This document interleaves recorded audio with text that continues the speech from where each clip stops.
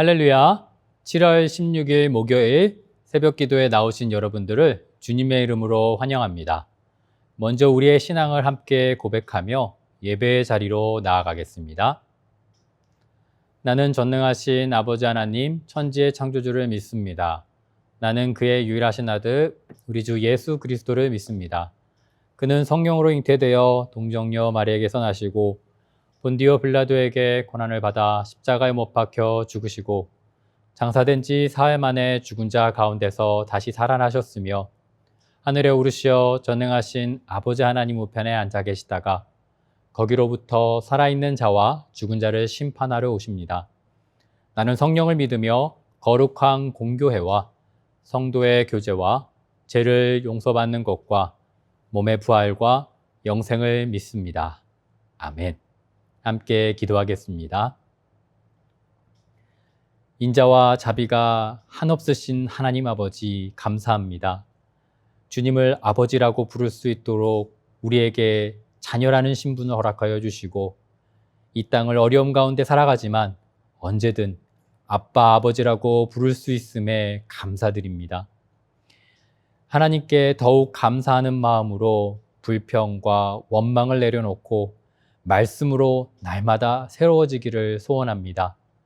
문제가 우리를 엄습해온다 할지라도 하나님이 우리 아버지 되시기에 문제보다 더 큰 분이시다라는 것을 바로 깨달아 말씀으로 순종으로 이겨낼 수 있도록 허락하여 주시옵소서. 이 말씀이 우리에게 힘이 된다라는 것 묵상을 통하여 그리고 삶의 간증을 통하여 더욱 이 자리를 사모하게 하시고 그래서 말씀으로 승리하는 삶 경험할 수 있도록 인도하여 주시옵소서. 예수님의 이름으로 기도드립니다. 아멘. 오늘 우리에게 주시는 하나님의 말씀은 에스겔서 25장 1절부터 11절까지의 말씀입니다. 제가 하나님의 말씀을 봉독하겠습니다. 여호와의 말씀이 또 내게 임하여 이르시되 인자야 내 얼굴을 암몬 족속에게 돌리고 그들에게 예언하라.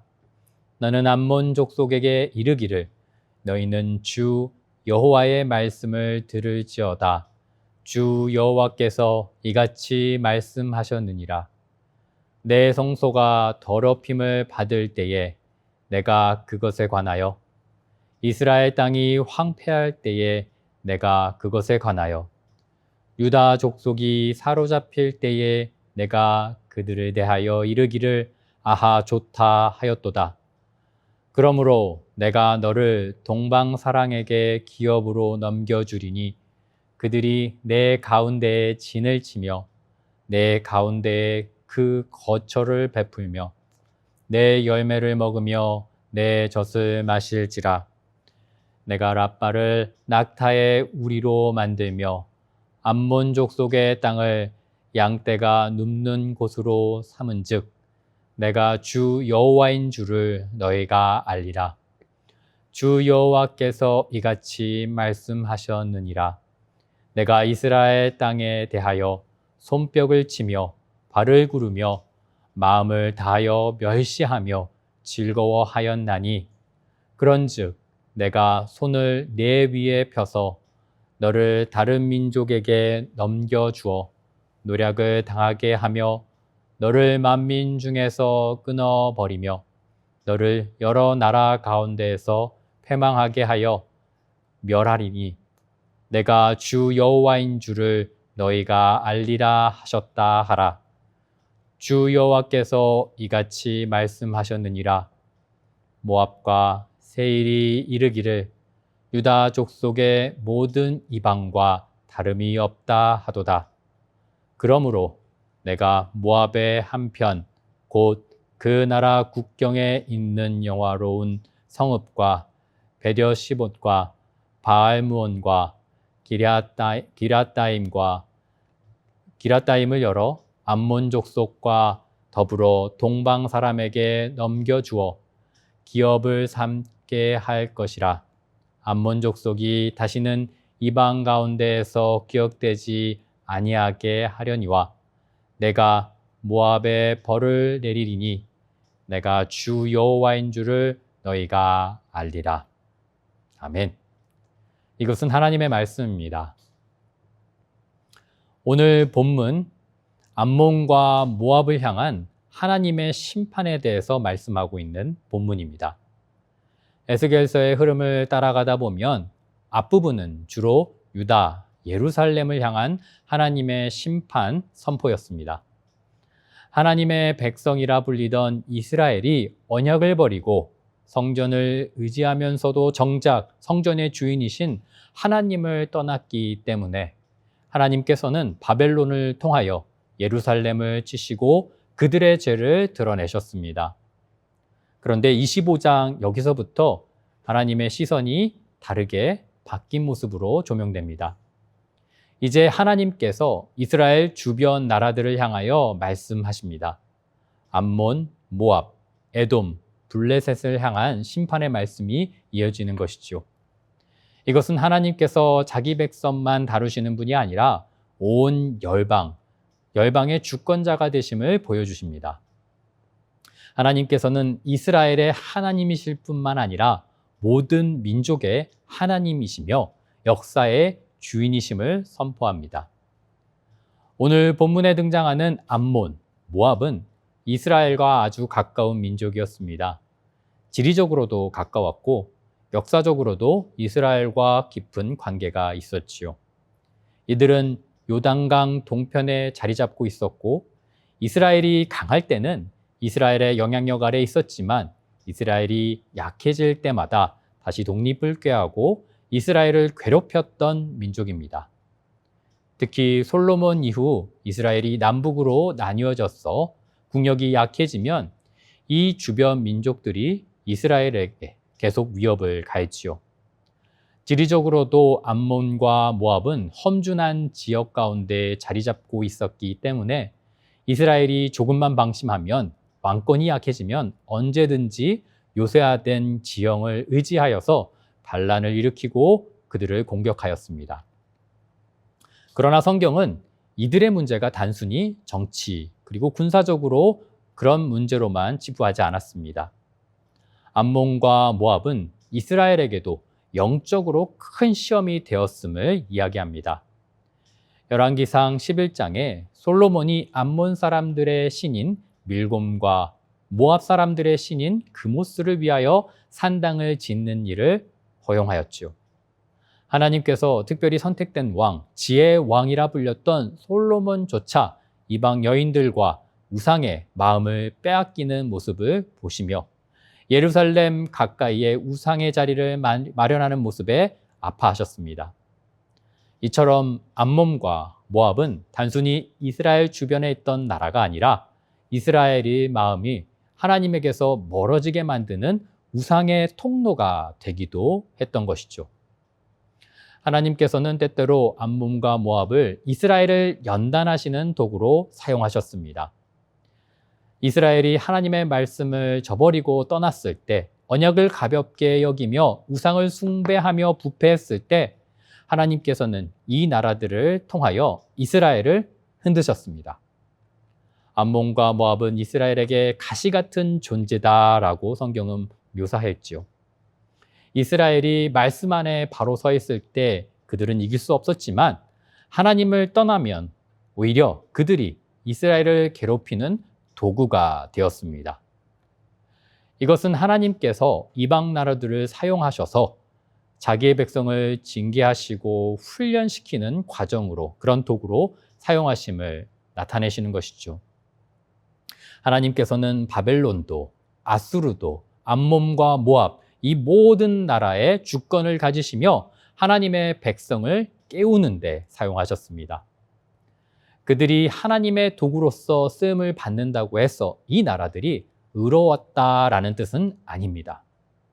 하나님께서 그들을 잠시 사용하셨지만 그들의 악한 마음까지 인정하셨던 것은 아니었지요.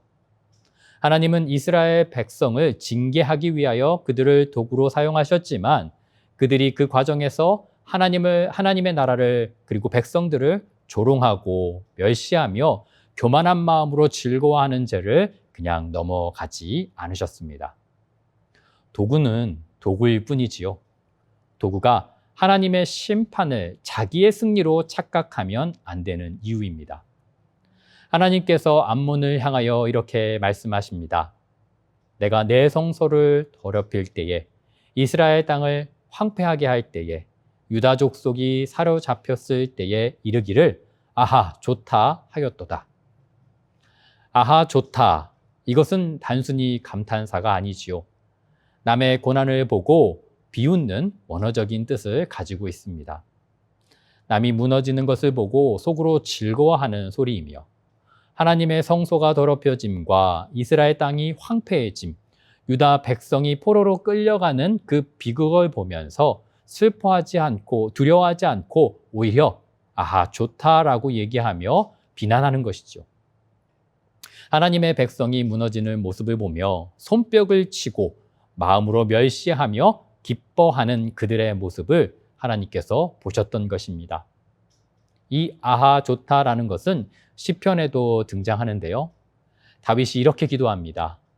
아하 아하 하는 자들이 자기 수치로 말미암아 뒤로 물러가게 하소서. 다윗은 자신을 죽이려고 하는, 그리고 자신의 고통을 기뻐하는 대적들 앞에서 하나님께 부르짖었던 겁니다.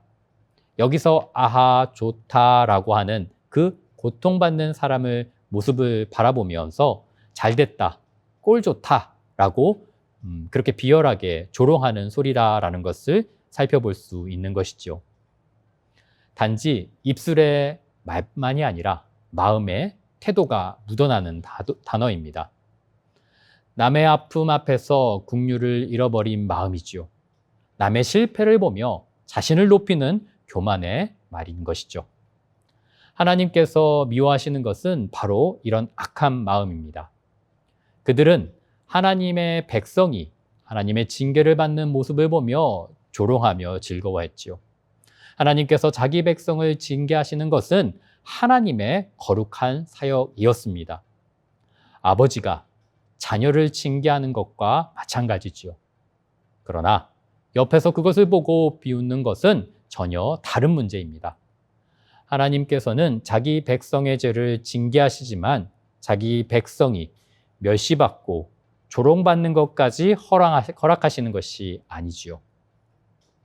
하나님께서는 이스라엘 죄도 다루시며 이스라엘을 향한 조롱과 멸시의 죄도 동시에 다루십니다.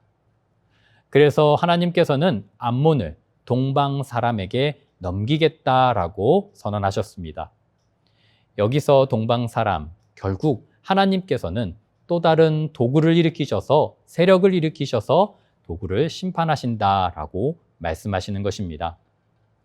하나님께서는 암몬을 사용하셨지만 이제 암몬을 심판하기 위해 또 다른 동방의 사람을 일으켜 그 도구로 다시금 심판하신다라는 것을 보여주고 계시는 것입니다. 하나님은 그 마음에 악한 마음들을 보셨던 것이죠. 그들이 이스라엘의 무너짐을 자기의 승리로 착각했을 때 하나님께서는 그들의 끝을 정하셨고 심판을 내리셨던 것입니다. 모압도 마찬가지입니다. 그들은 하나님의 심판을 하나님의 무능까지 해석하며 그렇게 즐거워했던, 그래서 하나님께서는 그들을 심판하셨던 것입니다. 이것이 오늘날 우리의 교만한 시선과 닿지는 않은가 생각해 봅니다. 세상은 하나님의 백성이 고통당하고 고난당하는 모습을 보며 하나님은 없다 이야기까지 합니다. 교회가 흔들리는 모습을 바라보며 하나님께서도 흔들리는 것처럼 착각하지요. 성도가 넘어지면 믿음 자체가 헛된 것이다 라고 이야기합니다. 그러나 하나님께서는 흔들리지 않으시지요. 오늘 본문은 우리에게 깊은 질문을 던지고 있는 것입니다. 나는 지금 누구의 자리에 서 있는가? 나는 하나님의 도구로 쓰임받고 있는가? 아니면 도구인 줄을 모르고 어쩌면 주인의 행세를 하고 있지는 않은가 묻고 있는 것입니다. 우리는 하나님의 구속의 역사 가운데 때때로 하나님의 도구로서 동역자로 쓰임받을 때가 있음을 보게 됩니다. 누군가를 깨우는 말의 도구로, 또 누군가를 세우는 위로의 도구로, 또 누군가의 아픔을 그리고 씻어내는 말로, 회복되는 말로 하는 그런 도구로 사용되지요. 하나님께서는 우리를 통해 가정과 교회, 공동체, 그리고 한 영혼이 돌이킬 수 있는 은혜의 도구로 세워주십니다. 그러나 그때 조심해야 합니다. 내가 도구라는 사실을 잊지 말아야 하는 것이죠. 도구는 주인의 손에 붙들려 있을 때 의미가 있다라는 것을 기억해야 합니다. 하나님의 도구로 쓰임받는 자리에서 우리의 마음이 얼마든지 흔들릴 수 있고 악의 세력들이 틈탈 수 있다는 것을 기억해야 하는 것입니다.